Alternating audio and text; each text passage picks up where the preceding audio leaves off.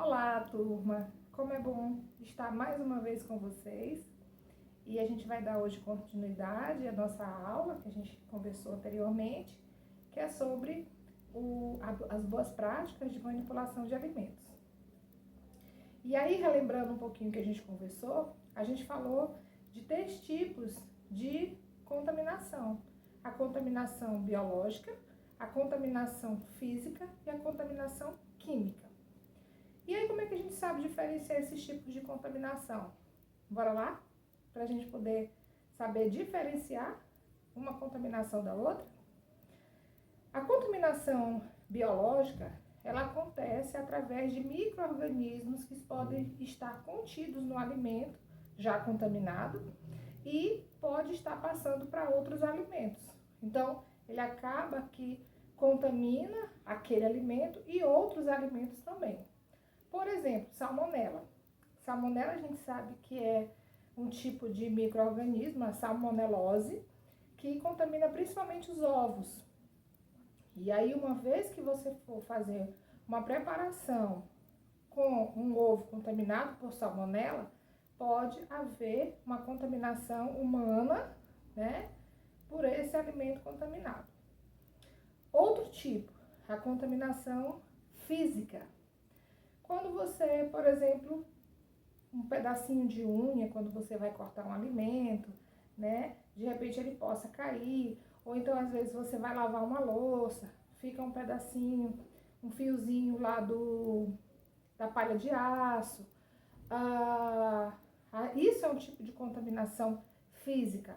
São pedaços de objetos, ou a gente inclusive já viu, infelizmente, alguns casos acontecendo de contaminação física, pedaço de dedo, né?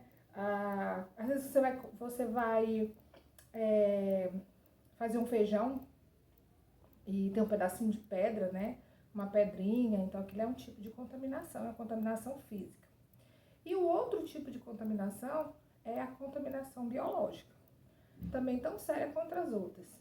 E principalmente por conta de agrotóxicos, por conta de materiais de limpeza, por conta de vários outros fatores que possam estar contaminando o nosso alimento.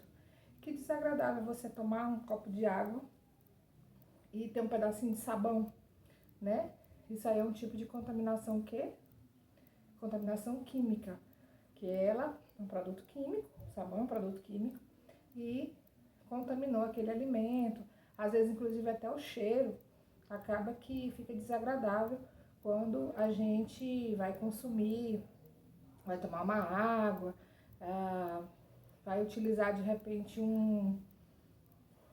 cortar uma carne e lá no teu garfo tem um pedacinho de sabão, né? E os agrotóxicos, como eu tô falando para vocês.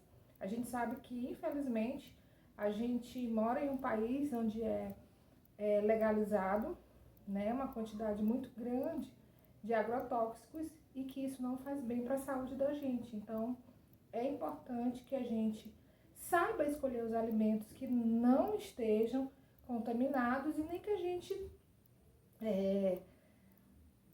esteja colocando ele em situações de contaminação, tá certo? Uma outra coisa que a gente também precisa sempre enfatizar, né, levar isso para a nossa vida, é a importância, volto a dizer, de nós fazermos a higienização correta dos nossos alimentos, né, para que a gente possa ter uma saúde de fato mais estável e que a gente evite alguns determinados tipos de doença. E hoje a gente vive um panorama muito triste dentro do nosso país, na verdade a nível mundial, que é essa situação da pandemia pelo Covid-19, ou seja, pelo coronavírus. E eu volto a conversar com vocês, mesmo sendo uma aula falando sobre boas práticas de manipulação de alimentos, que a gente deve sim se preocupar com a nossa imunidade. A gente precisa fortalecer o nosso sistema imunológico, né? E aí eu fico vendo, várias vezes a gente conversou, inclusive antes dessas aulas precisarem ser interrompidas por conta dessa pandemia, a gente havia conversado um pouco sobre alguns alimentos que ajudavam a fortalecer o nosso sistema imunológico. Então eu vou aproveitar agora para conversar um pouquinho com vocês sobre isso também, de alimentos que ajudam a fortalecer o nosso sistema imunológico. E isso é muito importante, principalmente para a terceira idade, sim, porque é um grupo de risco e nós sabemos também que essa população, né, acima de 60 anos, são pessoas que geralmente apresentam algum tipo de comorbidade. O que são essas comorbidades? São alguns tipos de doenças que atingem o indivíduo a partir dos 40 anos e que elas vêm aumentando a proporção que a idade ela vai aumentando também. Então, é algo muito proporcional. Mas isso também leva muito a você pensar como é o estilo de vida que você seguir, qual é o estilo de vida que você segue e qual é o estilo de vida que você propõe a seguir a partir de então. Então, é importante consumir alimentos, de preferência alimentos naturais. Aí volta-se a conversar sobre o quê? Sobre a higienização desses alimentos naturais, né? Sempre que chegar da rua, principalmente nesse momento de pandemia, que você faça essa higienização assim que trouxer esse alimento para dentro da sua casa, da sua residência. Chegando em casa, imediatamente descartar essa sacola que veio da rua e lavá-los imediatamente. Mesmo os alimentos que você não vai consumir cru, chegando da rua, você precisa descartar a sacolinha que veio eles e lavá-los.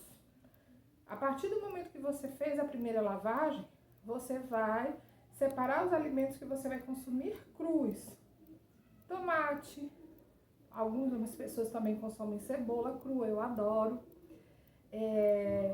Pepino, algumas pessoas costumam colocar pimentão na salada, é importante. E, gente, principalmente as folhagens, elas precisam ser devidamente higienizadas, lavadas, colocadas em solução clorada. Para quê? Para que ela minimize essa contaminação.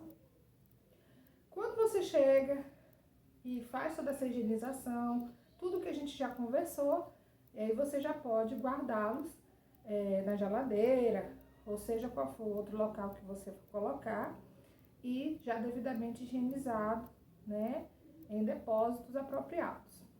E aí volta-se a falar sobre a imunidade, preferencialmente consumir alimentos naturais, alimentos in natura, frutas, verduras, legumes, castanhas, amendoim, azeite de oliva extra virgem, né, gente? São alimentos que ajudam a melhorar a imunidade. Outro alimento super importante nesse momento é o consumo de ômega 3. Ah, professora, mas eu não tenho condição de comprar um salmão. Gente, nada melhor do que uma sardinha. A gente está num período que tem bastante sardinha. Então, vamos consumir sardinha, que é fonte de ômega 3. Consumir alimentos também fonte de ômega 3, que vem de algumas castanhas, né? Das amêndoas. E para que a gente possa o quê? Melhorar esse nosso sistema imunológico. Com relação às carnes, preferir carnes brancas. De preferência, peixes que não sejam fritos, tá? Vamos consumir peixes assados ou cozidos. Que coisa mais maravilhosa quando a gente come assim uma peixada, né, bem cozida, com ovos, bastante cheiro verde. Então, vamos buscar nos alimentarmos de alimentos que sejam mais saudáveis. E as carnes vermelhas, elas são muito importantes, sim, pelo menos 2 vezes na semana. Isso a gente está falando para uma população no geral, sem muito tipo de restrições alimentares. E para aquelas pessoas que têm algum tipo de restrição alimentar, é necessário observar e para buscar orientação, e para isso eu me coloco à disposição, como sempre eu tenho me colocado à disposição. Se você tem algum problema alimentar ou algum tipo de restrição alimentar, por exemplo, problemas de ácido úrico elevado, pessoas que têm restrições com alguns tipos de carne, caldos, feijões, então a gente pode conversar particularmente, mas no geral são alimentos que são necessários para que a gente busque melhorar, elevar o nosso sistema imunológico, tá certo? E água, gente, muita água. Apesar da gente ainda estar um período um pouco chuvoso, mas a gente precisa entender a importância que tem da hidratação. Vamos nos hidratarmos, né? Beber bastante água, tomar bastante suco natural da fruta ou da polpa de fruta e tomar bastante suco de limão. E, gente, para melhorar a imunidade, nada melhor do que vitamina C. E sol, tá certo?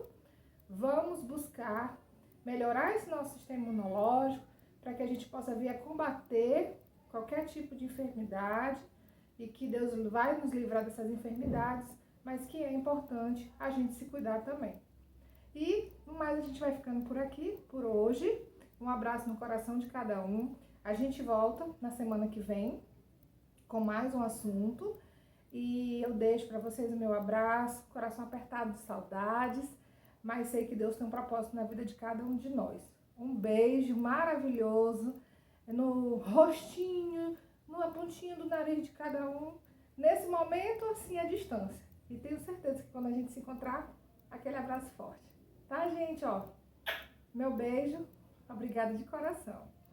Tchau.